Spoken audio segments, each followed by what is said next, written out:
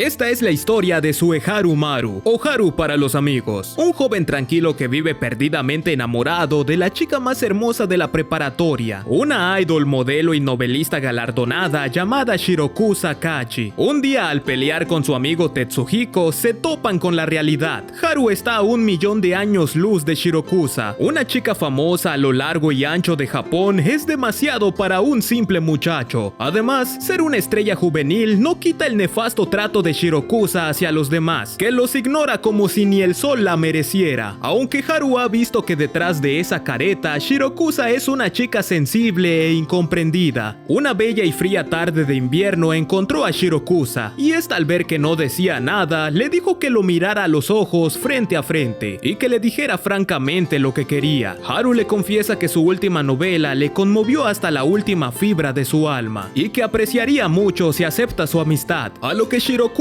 responde que estaría encantada de ser su amiga. Tetsu no cree nada y menos comprende por qué su amigo se aferra a un imposible, teniendo a una de las chicas más populares de la preparatoria que está para él, su amiga de la infancia, Kuro Hashida, quien siempre lo molesta recordándole que es como su hermanito menor, por todo lo que debe cuidarlo y siempre insistir con ser novios de una buena vez. A Haru no le parece mala idea, pero su corazón le pertenece a Shirokusa. Desgraciadamente, esto no es correspondido. Por andar de entrometido, Haru se entera que Shirokusa tiene novio desde hace una semana, el cual es Mitsuru Abe, quien es hijo de un importante actor y pronto debutará en una megaproducción. Destrozado, Haru entiende que Shirokusa se fue para siempre. Parte sin decir adiós y en silencio solo sabe que su vida se llenó de tristeza, pues mujeres como ella, cuando se alejan, no vuelven más. Kuroha lo encuentra lamentándose frente a las hojas de la bajamar, reafirmando que por más que le guste a alguien, a ella siempre le gustará y estará dispuesta a defender el orgullo pisoteado de su amigo. Al principio, Haru ve que es inútil, pues Shirokusa tiene 108 de coeficiente, ortografía perfecto y su cabello huele a goma de mascar, pero Kuroha se traga la goma de mascar entera. Ambos amigos coinciden que la mejor forma de vengarse es fingir ser novios, así Shirokusa verá que el chico que tenía asegurado ya la olvidó y que en los brazos de Kuroha fue dejando de quererla. Kuroha quiere empezar a practicar lo antes posible. Sin embargo, falta mucho para que Haru saque de su mente a la primera que puso a 1000 su corazón. Para despejar su mente, sale a tomar un poco de aire en soledad, sin saber que ese que tanto odia lo encontró. No es un nuevo desconocido, sino un viejo conocido. Mitsuru encontró al prodigio de la actuación que lo inspiró a ser actor, aunque estaba retirado del medio desde hace 6 años, por lo que decidió hacerse novio de Shirokusa y llegar hasta él. Mitsuru se deja de rodeos y va al grano. Se confesó a Haru porque lo odia y quiere ver que sea infeliz. Y si es quitándole a la primera mujer que amó, es mejor. Haru hierve de rabia. No obstante, debe pensar con la cabeza fría y encontrar una oportunidad para evitar que Mitsuru gane. Oportunamente, recuerda que Tetsu hará una obra de teatro que necesita actores y un guionista que sepa mezclar el arte dramático con el cierre del festival. Haru accede a participar, si eso le quita el reflector a Mitsuru. Solo falta el guionista. ¿Y quién es mejor que una novelista aclamada por la crítica y el público como Shirokusa, quien acepta disgustada a cambio de hablar con Haru en privado? Después de una fallida llamada telefónica y que Haru se desmayara a medio ensayo, él y Haru tienen un momento para hablar de la obra y algo más. De la misma manera que Haru la admiraba por sus novelas, a Shirokusa le encantaba verlo actuar. No entiende si tenía todo para ser el mejor actor, decidió bajarse de la cima y vivir como un chico más. Haru revela que una vez que terminó el programa que lo lanzó al estrellato llamado Child Star, hicieron la continuación en la que su madre haría de ella misma junto a su hijo un horario estelar. Parecía ser un sueño hecho realidad. Haru, que adoraba ver a su madre feliz, podría hacerla más feliz. Hasta que un día ese sueño se esfumó. Un accidente en el set y la intensidad con la que actuaba terminó con la vida de su madre. Haru siguió con la serie hasta que finalizó con una audiencia histórica, pese a que debía descansar y procesar la muerte de su madre. Pero siguió, y cuando terminó, se retiró hasta ese momento. Lo que Haru no sabe es que fue un salvavidas para Shirokusa. Verlo en la televisión cuando era niña lo hacía olvidarse del acoso que recibía en la escuela. Lo adoraba tanto que su padre movió cielo y tierra para que se hicieran amigos. Además, Shirokusa promesa prometió hacer una obra en la que él sería protagonista que nunca olvidó, a pesar que él ni sospechaba que su amigo de la infancia, Shiro, era la mismísima Shirokusa. Finalmente entiende que fue una tonta y lo perdió al haberle hecho tanto daño, pues él fue el primer suspiro que le hizo sentir algo especial. A los pocos días del festival escolar de la preparatoria Hosumo, llega así como la obra y la confesión de Haru y Mitsuri. Esta es la oportunidad de ganar de una vez por todas o arruinarlo todo. Por otro lado, tiene otras preocupaciones, como que el café que atiende su clase le falta personal, aunque al poco tiempo le comentan que un extraño vino a buscarlo. Haru va a encontrarse con la grata sorpresa de que ese desconocido es Shiro, tras años desde la última vez que se vieron. Puede que hayan pasado los años. Sin embargo, el recuerdo de la promesa que se hicieron está escrita a fuego en la memoria de Haru para alegría de Shiro, quien ya es un escritor consagrado que solo escribiría para él como cuando eran niños. Antes de irse, quiere darle una última sorpresa. Revela que es Shirokusa, y luego de escuchar su historia, se arrepintió de odiarlo por tantos años. Además de no haber tenido el valor de acercarse a él desde un principio. Esos son problemas del pasado que ya no importan. Al fin están juntos y nada ni nadie los separará. Solo hay una cosa que Shirokusa le pide que haga por ella. Si de cariño él le dice Kuro a Kuroha, lo cual significa negro en japonés, ella quiere ser Shiro, o sea, blanco. Haru acepta, porque nada lo haría más feliz. La única que no está feliz es Kuroha, que escuchó, y muy tarde entendió lo que Haru le ha dicho desde el principio. Consciente de su situación, resuelve pasar una tarde con su falso novio por el festival escolar. Cuando la tarde languidece, Haru se prepara para encarnar su papel en la obra. Kuroha le da su bendición, ya que fue feliz a su lado a pesar de ser una mentira. Le da una cachetada y le desea buena suerte, porque la necesitará. Con la mejilla dolorida y la cabeza alborotada, él y Mitsuru se disponen a hacer un regreso triunfal al escenario. El plan es aprovechar el espacio de confesiones para que Mitsuru haga su espectáculo para ser interrumpido por Haru, que le roba el show para terminar con su confesión a Shiro. El plan va de acuerdo a lo planeado. Haru hace un derroche de talento cantando el opening de Chill Star y Mitsuru le da el micrófono para confesarse. Dice lo que sabíamos, que le ha gustado desde hace tanto que no recuerda. Cuando supo que ella y Mitsuru se hicieron novios, se sintió como una basura. Por su parte, le devuelve la promesa de adorarla, pues muy tarde comprendió que hay alguien más importante en su vida que una vanidosa sonrisa. Unos brazos que lo han acobijado cuando ella le dio la espalda. Kuro, quien dice que no quiere ser su novia. Así como escuchaste, Kuroha rechazó a Haru cuando le pidió que fuera su novia. Tal parece que se cansó de rogarle y en un arranque de sinceridad se dio cuenta que nunca sería la primera mujer en su vida. Los tres se retuercen del arrepentimiento que será su cruz los próximos días, al mismo tiempo que Kuro y Shiro culpan a la otra por alejarlo del hombre que aman, sin saber que iba creciendo sin querer un gran odio. Al final del día, los únicos que ganaron fueron Tetsu y Mitsuru. Uno sacó a su ídolo del retiro y de paso dejó que se ridiculizara solito, y el otro tuvo la obra que quería, y un video de 1 millón de visitas del actor infantil humillando a una novelista consagrada y siendo rechazado por su amiga de la infancia. Este video corre como el viento hasta los oídos de María Momosaka, la famosísima actriz de Mi hermanita ideal. Cuando Haru era actor, fue también el mentor de María, enseñándole todo lo que sabe hasta algunas cositas más. Por lo tanto, María es como una hermanita pequeña que adora a su hermano Haru en todos los sentidos. Absolutamente todos. Haru no le presta importancia y se olvida de los problemas por la pizza que Tetsu trajo. Bueno, no exactamente, ya que lo trajo una chica